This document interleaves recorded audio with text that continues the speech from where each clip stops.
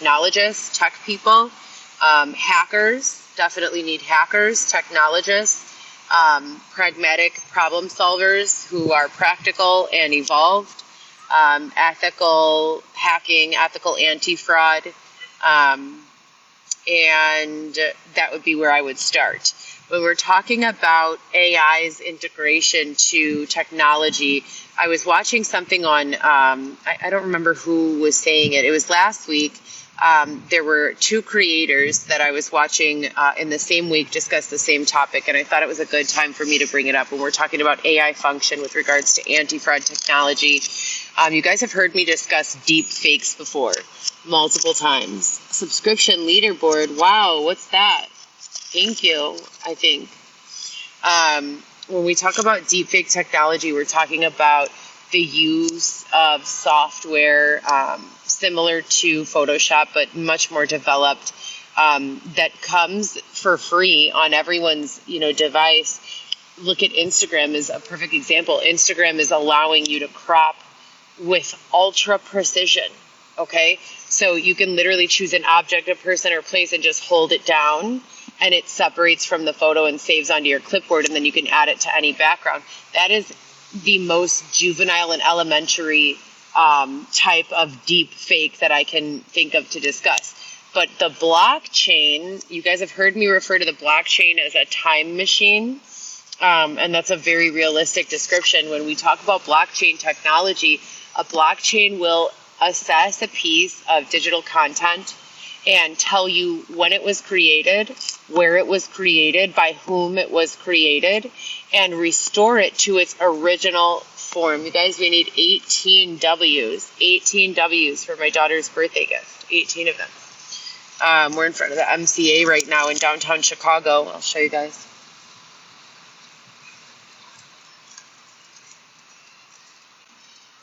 But we need 18 W's for that, so thank you so much.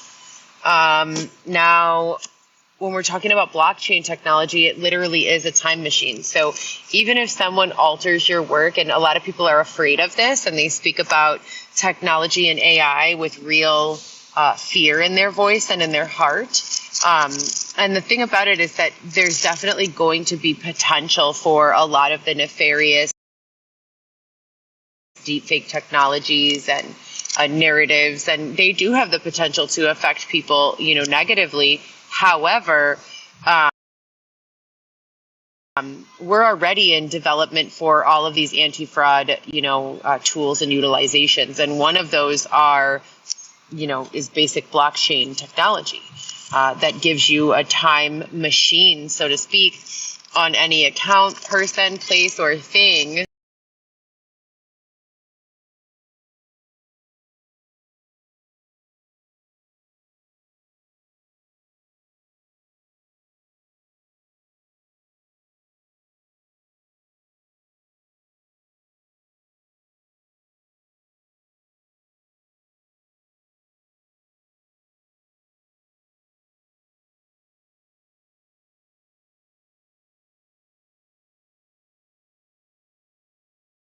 Example, someone is being held in a situation against their will, or their child is being taken from them and held away from them unlawfully, immorally, and unethically, hacking into their email account so that you can read what they've done, who they've reached out to, how long this has been going on, and other details regarding this case. That would be an ethical, way to hack someone's, information. And there's tons of reasons for ethical hackers.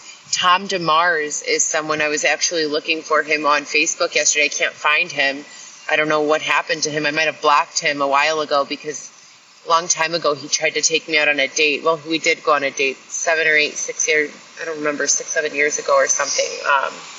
But we went to high school together, and I found out that he and another student started way back in the ages of, the first, even before social media came out. They made a website, a secret website, after stealing photos of women in their panties, where kind of like a smasher pass, or a rate these girls. And it was high school, and computer software was so elementary at that time.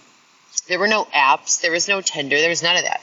So they created this, very nefarious, malicious website that was used for, that purpose, that was used for talking about girls and posting photos of them naked and things of that nature. Well, Tom DeMars, I can't find you. Where are you?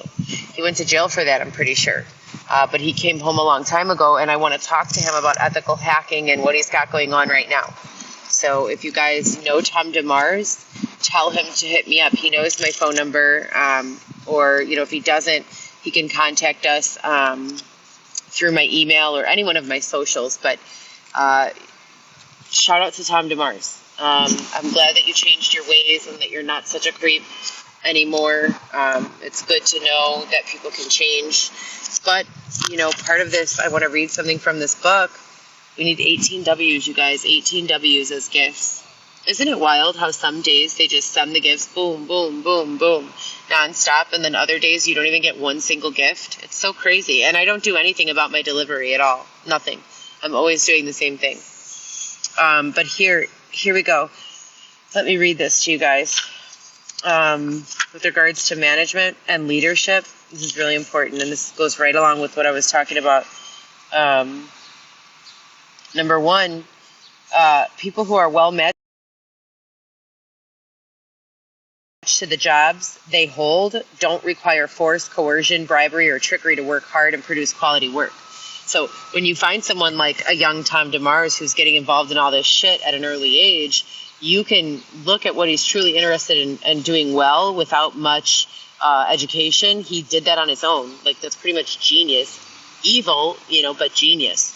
Perverted, but genius, So that's one thing I learned. And then another one, look at this one.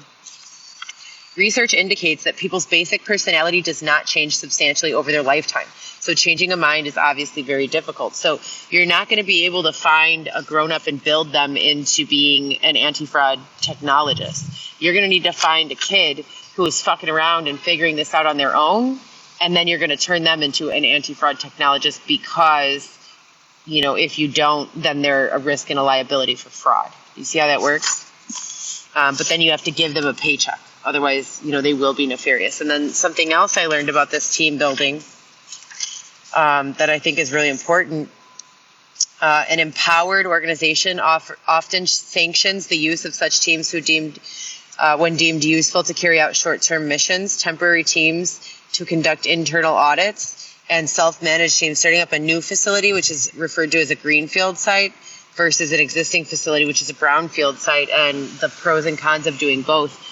You don't change the bones of your team and your structure. You just bring in intermediate teams to run audits on what your teams are doing. So I've had some really shitty IT people who have, painted false realities for the people who are living to understand. And the people who are living to understand are employing a lot of these IT people. You've got to get someone else. So Tom DeMars, he would be an excellent resource.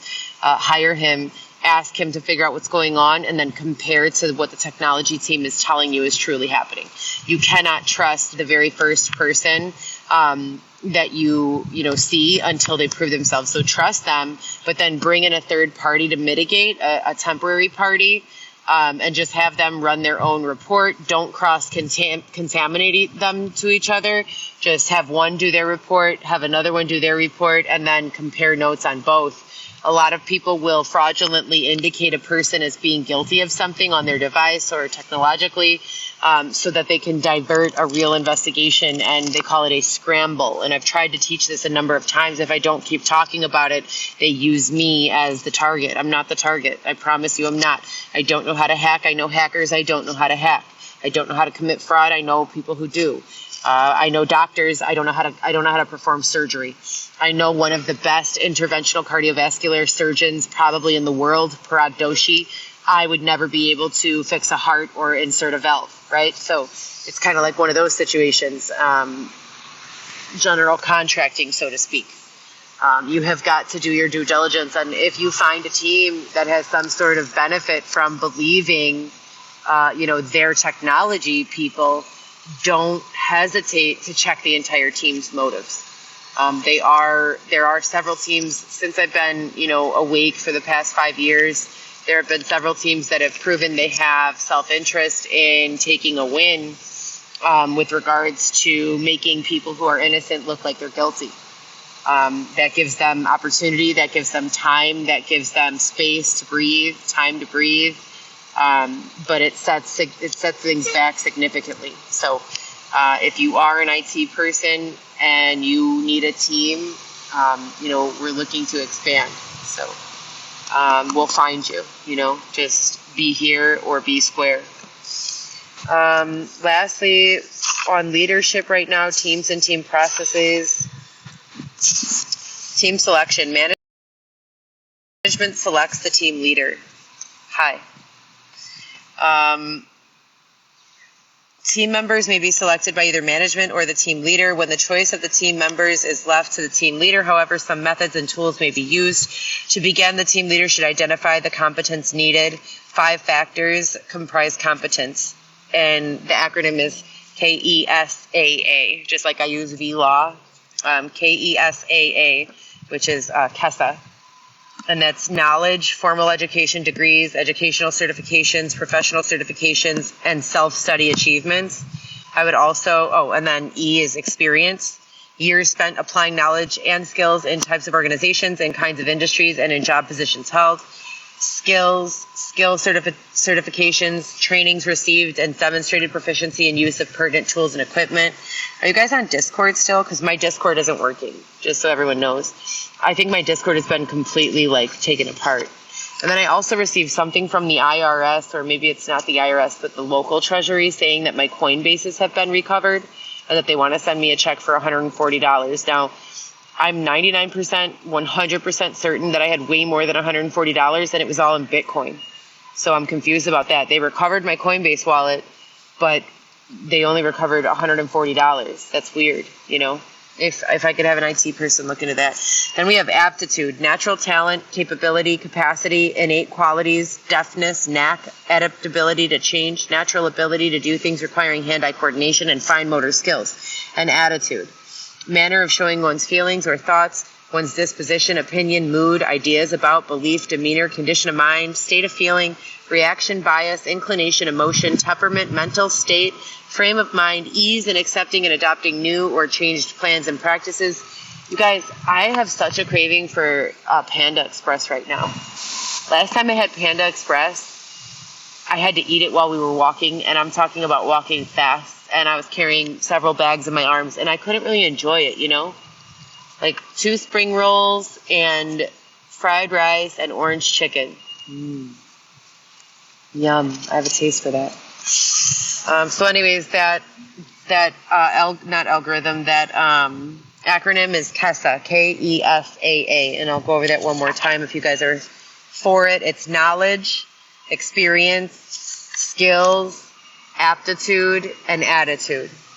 By analyzing the tasks facing the system, the team leader can complete a KESA requisites analysis for each individual's role. Major task or task cluster. A sample from staffing a project team is shown below. It's right here.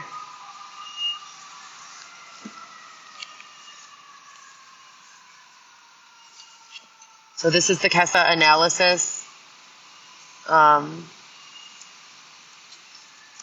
And this should be completed for every role in the team. The team manager should be conducting self-reviews by sending this to each department and having them fill it out themselves, and then making, a kind of third person objective opinion. Teams will progress through stages of growth and maturity as the members work together over time. Understanding these developmental stages is valuable for the effective management of the team process. The stage can vary in intensity and duration depending on the type of team. I need 18 W's, please. 18 W's, you guys. Happy birthday to my daughter. Happy birthday to you. Happy birthday to you.